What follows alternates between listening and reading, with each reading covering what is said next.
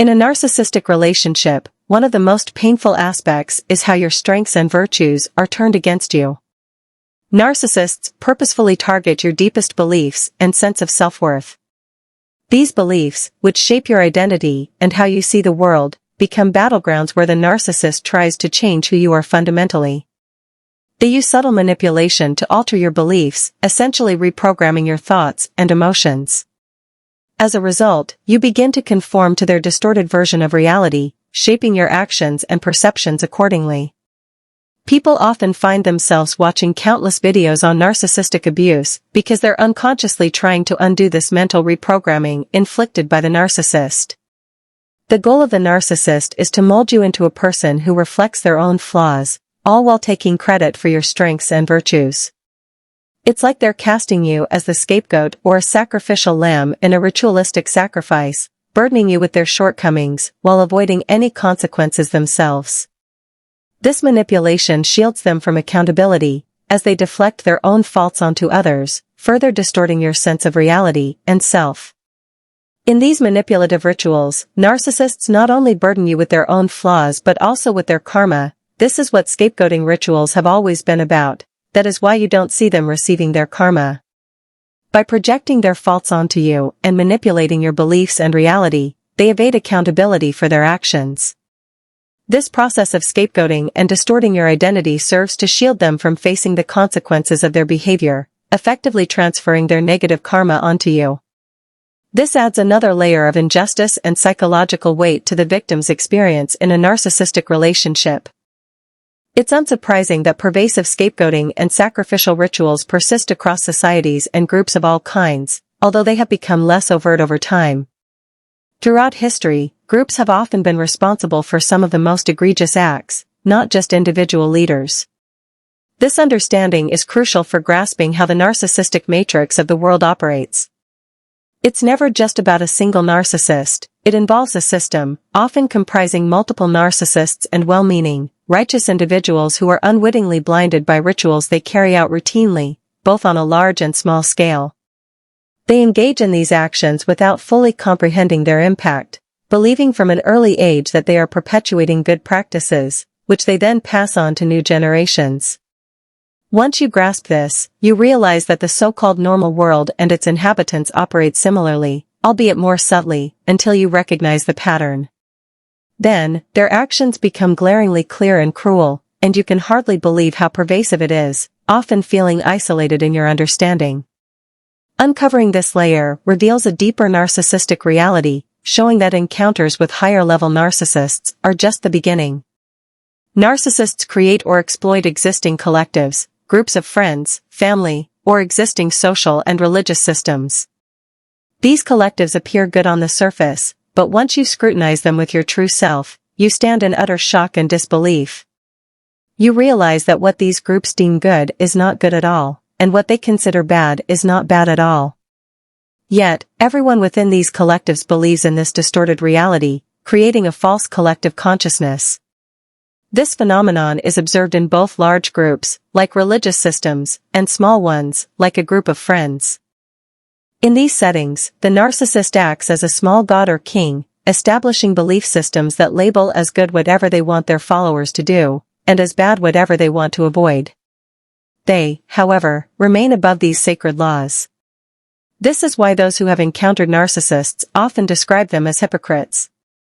The narcissist, as the self-appointed god or king, adheres to a different set of rules than the commoners or followers. They build or exploit current collectives, forming a network of people narcissistically connected by the same belief system. Additionally, narcissists love to position themselves as the hand of another god or king. They may use actual religion to control you, deeming themselves righteous enough to break your boundaries in the name of their deity. Alternatively, they might serve a higher-ranking narcissist, enjoying the hierarchy and feeling secure under someone who seems stronger. They relish being in a system where they can oppress others while evading blame if the system collapses. The primary blame falls on the main god or king. The moment they sense weakness in their superior, they will play the victim, claiming innocence despite having thrived in and perpetuated the oppressive system. For a narcissist, it is crucial to either join or create a group where people desire to belong, making that sense of belonging a powerful tie. At first, these groups appear fantastic. You feel overjoyed to have finally found the friends and community you've always dreamed of. Narcissists are adept at recognizing people who are searching for something better or higher, individuals who feel an inner yearning for something not present around them. These individuals seek to escape societal norms, which is considered a crime in the collective mindset. The mere thought of criticizing one's family or community is taboo. They would be labeled as bad according to the narcissistic system's definitions of good and bad. Even when suppressing these thoughts and feeling guilty due to societal programming, the soul continues to search for real nourishment, something that cannot be found among ordinary people. Normal people often exhibit narcissistic traits in subtler ways, which can be even more damaging because it slowly erodes your soul without you realizing why. They all assure one another of their goodness, righteousness, and decency, but there is no genuine empathy or meaningful conversation. Their interactions are scripted. You don't need to know them to predict their conversations, which are filled with drama, scapegoating, gossip, and superficial exchanges designed to make them appear good, usually by making someone else bad. This is what normal people are like, and many individuals who find themselves in deep narcissistic abuse are unknowingly running away from these societal norms. Narcissists manage these deserters by either pushing them back into the fold of societal norms or by associating higher aspirations with being too good to be true. If these tactics fail, they banish the deserters to prevent them from awakening others.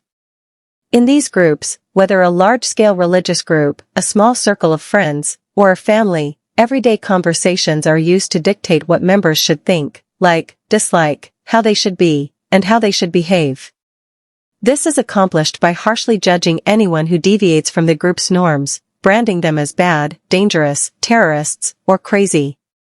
You sit there, terrified inside, because you see nothing wrong with what the outliers are doing. In fact, they might be doing something nice, positive, or beautiful. However, the judgment from those in authority is so severe and righteous that you start to believe you must be a bad person for thinking differently, and this becomes your secret. A simple deviation, like dressing differently from what the group deems correct or not conforming to their actions, becomes a crime, making you a villain in their eyes. You're scared to leave because the group provides a sense of protection, similar to a mob or mafia, albeit subtler. They offer you a sense of belonging, and you genuinely start to believe you're a bad person because, deep down, you don't fully support them or their actions. The guilt and inner knowing that if they truly knew you, they would reject you, is very strong and true. You know this at your core. Since the world deems them good and worthy, you think you must be bad and worthless. If everybody thinks that way, they must be right, you reason. However, once you see how these collectives work, it becomes so obvious, and it is such a relief. You realize you cannot change them, but you finally see things clearly. You see the mechanisms, inversions, and distortions. From a safe distance, you recognize that once you are caught by any of these groups, they will brainwash you by continually sharing this false perception. Over time, this starts to erode your own sense of reality, not because their perception is true, but because it is so ever-present. Seeing this makes you stop trying to belong. It is sad to understand how things work, but it is also very freeing because the narcissistic hope that kept you trying is gone. Being alone becomes a source of peace and pleasure that lasts. Even having fleeting moments of connection with people, remaining on the surface and within facades, can feel real and nourishing. Close relationships, however, are where the abuse happens, because this is where people can catch you and torture you. In facades, people are more human, and it is better to stay at that level. This is a sad but important realization. Trying to belong with people also robs you of belonging with yourself, and it should never be that way, but it always is in the norms. You also lose connection to nature and the objects, activities, and concepts that you enjoy so much.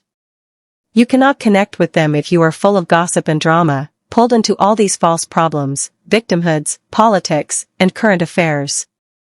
These distractions transform you into a being of the matrix, making these subtle joys no longer accessible to you. They don't understand that you and they mutually exclude each other. You come from two different worlds that cannot coexist. They thrive on drama, gossip, current affairs, disease, talk of wars, and all these issues, and they are energized by them. In contrast, you feel drained by such things. You feel alive in the absence of drama and these topics, while they cannot exist without them. You must say firm stop to all that in your mind, leave them, and let them be, and let yourself be. You don't have to go to any gatherings, they will get used to it, just be consistent. Why would you keep harming yourself? They will create a story about you being selfish and a bad person anyway, no matter what, so don't try to make them understand, they won't.